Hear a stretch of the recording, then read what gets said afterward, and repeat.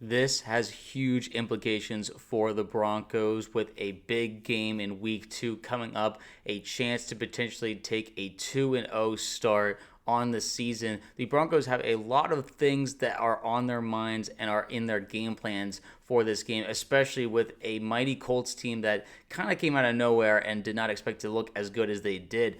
I'm Sebastian with Broncos Digest. Welcome back, everybody. I'm really excited to be talking about this specific game because there's a lot of, I think, stress and nerves around it. And I'm going to be kind of helping us through why we shouldn't feel that way. There's going to be some keys to this game that we'll be talking about and just what we should be looking for in week 2 against the Colts. But remember to subscribe. We're on our way to try and build up to 100 subscribers. We're really excited to keep building this community. Once we get to 1,000, we'll probably start doing live streams and all that good stuff. But first, that goal is to get to 100. We're almost there. We're building and building. Make sure to comment and just get your voice in on what you think you're looking forward to in this game, the matchups that we're looking forward to. Because specifically, we have a lot. And we're going to start on the defensive side, which is maybe more where we have our more confident we have more confidence at least. I don't think there's many people who would say the offense is better than the defense. But first thing we want to talk about is defensive lineman Zach Allen versus offensive lineman Matt Goncalves.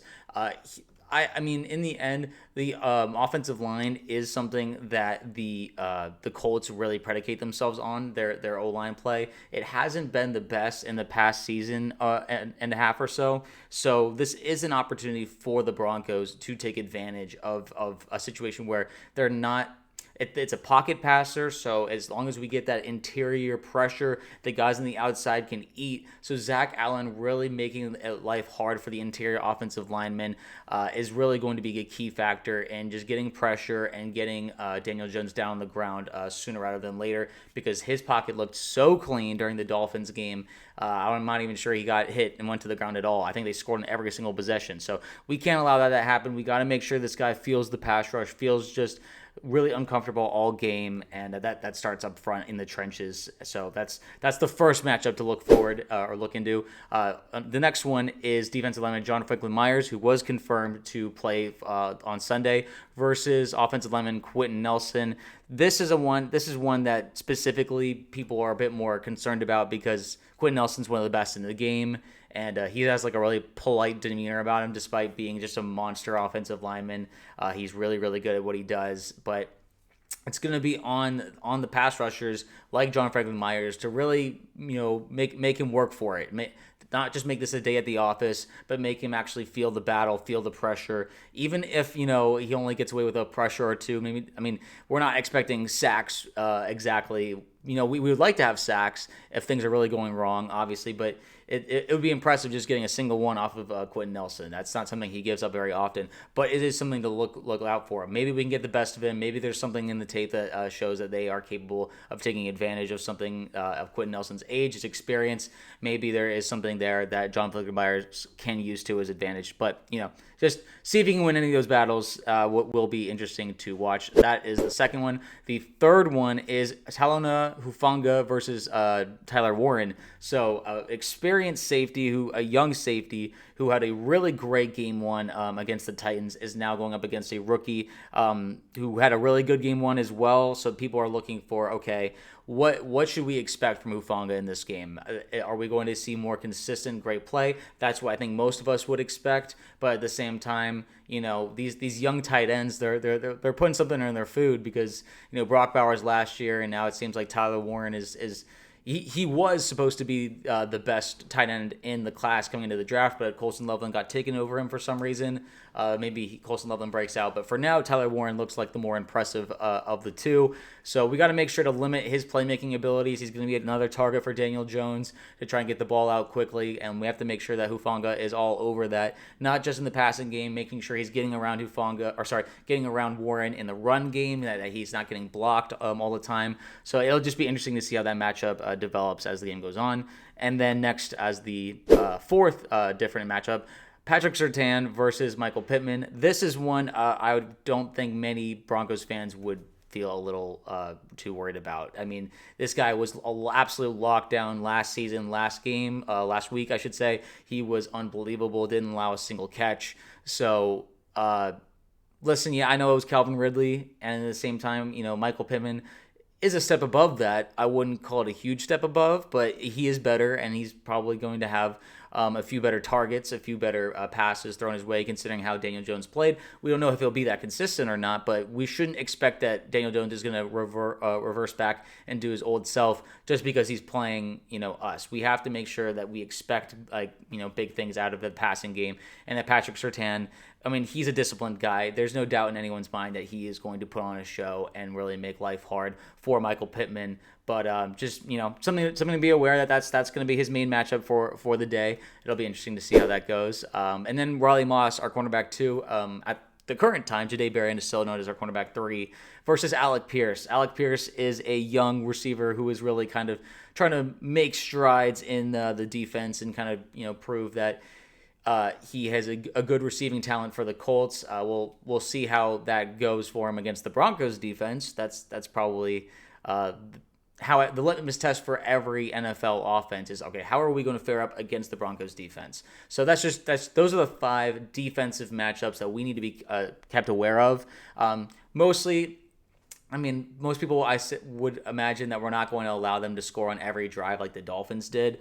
This Broncos defense is a lot more disciplined, a lot more experienced, and just overall better coached than the Dolphins defense is. So it's but at the same time, we want to see a good performance, and we don't want to have to see the defense constantly bailing out the offense, which we'll talk about here because that's something the offense also has on their mind, is that, listen, they didn't put the defense in a lot of good positions in the Titans game, so let's not make that a consistent problem for them. So Eric Dalala from Denver's Broncos lead writer, he had to say, Nix and the Broncos will face a difficult test from new Colts defensive coordinator Lou Anarumo, who led the Bengals defense in recent years. Payton said the Broncos had a late night trying to develop a third down plan to be ready for Indianapolis's pressure looks, but he believes Denver will be ready to meet the challenge. I like this. I like the way that he's talking about it. I just want to keep seeing more out of Sutton. Sutton's been really clutch on third downs. The play calling was definitely lacking in the Titans game, and obviously Nix, turned it over 3 times. So that's just something that's that's kind of like the floor. It's not going to get much worse than that. Obviously it can always get worse in the NFL. We know this, but the Broncos have high expectations for themselves. They're not expecting to be like okay with that performance, and I believe that they will be better, and that they will be operating at a higher level because they have a great Sean Payton. I don't care. He's a great play caller. Everyone's allowed to have an off game. Nix and him they were on the same page, but it happens. They still scored a touchdown with Sutton, which was really awesome to see. And I'm just expecting things in general to go well for this duo. Maybe we'll see more out of Troy Franklin. We've been hearing a lot about him from the training camp and preseason. He was showing out. So maybe, it'll be Troy Franklin's game. We have a lot of guys who have potential breakout potential, like Evan Ingram, and there's all the running backs that we acquired. This offense has potential weapons. It's just a matter of, will they step up to the challenge, because we're kind of waiting to see what they can offer us. Regarding Evan Ingram, though, he had to say, think we're just chasing improvement. You can lose focus trying to measure how far the leap is or whatever. We're trying to improve. We want to play better than we did last week. We want to protect the football a lot better. We want to score more points, and we want to put the defense in better positions. I think we're honestly just chasing improvement in general. We've been working hard all week, and that's the goal. I love to hear this. I love hearing Evan really, keeping that high standard in mind, and just making sure no one's losing sight of that. They're like, oh, great defense. It's a wonderful thing to rely on, because bad teams like, in previous seasons, like the Jets or the Steelers, they'd rely on their good defenses to win, and they would win games, but no one was ever really scared of them. And we want teams to be fearful of the Broncos and believe that, listen, oh my gosh, we have the Broncos on our schedule this upcoming week. We're nervous. I'm scared. I don't want to face them. That nervousness is going to play to our advantage, and the only way by doing that is playing complementary football, which we're all looking forward to. I'm sure a lot of Broncos fans, I'm sure the Broncos themselves are tired about hearing the offense and their poor performance against the Titans. They want to be able to prove, listen, we are good. We know what we're doing. It's just we had an off day, and let's change the narrative here, because all of a sudden we have all these pundits saying, okay, now we're not scared of the Broncos because their offense just sputtered against the Titans. That shouldn't be the case. It's just a matter of making sure that they change the narrative on Sunday. It's a big opportunity. Courtland Sutton had to say, the biggest thing for us as a whole is not putting our defense defense in the situation that we put them in with turning the ball over. I think we are able to control the line of, if we're able to control the line of scrimmage, control the time of possession, and take care of the opportunities of when we get into the red zone with scoring touchdowns and not just field goals, that will help us as a collective be able to have a chance to come out with a victory. Again, I mean, Courtland is spitting facts. He's 100% right. You get into the red zone, we have these long runs. Thankfully, the RJ Harvery run drive, that ended in a J.K. Dobbins run for a touchdown. But a lot of drives we were stalling. And it was against a team that had a good defensive line, but not much else. There really wasn't much of a reason for us to be having that many spurts and that close of a game, that much of a punting battle, a field position battle. So listen, there's high expectations. With high expectations comes the expectation of a high performance, of good performances. Now, we're not in like the same, we're not talked about like the Chargers are right now, like the Chiefs are right now. But at the same time, we can be. There's no reason why that any of these games shouldn't, be a statement game. The Colts had an amazing game against the Dolphins. Now, that team is fluttering and falling apart, but that doesn't mean that we can't credit the Colts for having a great game plan and just, performing really well. They have Daniel Jones as their quarterback. And I mean that with all due respect, but a lot of people kind of know his ceiling, and so the Broncos should be able to handle business on Sunday. It doesn't mean there's no guaranteed wins in the NFL ever, which is why maybe taking the Titans as lightly as we did is a good lesson for us. We still came out of it with a win, but it means now, okay, it's not just going to be the defense kind of holding the game together. It's going to be both sides really putting together just an awesome performance in general. And I like Sutton. He didn't do anything wrong during that game, but he's still taking responsibility for the turnovers. They're talking about it like a collective group, that overall this is on everybody. We win, we lose together, and right now it's all about just getting the win. We don't care how we do it, but don't take for granted you have a great defense. You want to make sure that they feel comfortable, they feel good when they get off the field, that they're not have to get right back on. They want to be able to sit down, take a breath, and then recalibrate, rejuvenate their energy while the Broncos go on a long drive, or just have an explosive play. We want to have both of those options, and I do think I'm expecting personally a big game out of Bo Nix. I do imagine he's going to come back pretty strong. We've seen it in the Colts game from last year. He struggled mightily, but then managed to finish the game strong. So I do think that's in his wheelhouse.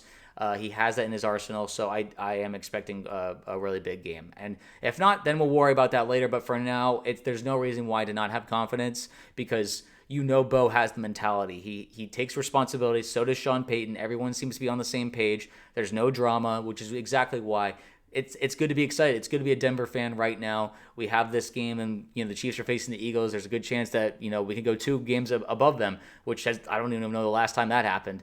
Probably our Super Bowl year. So it's just it's an exciting time.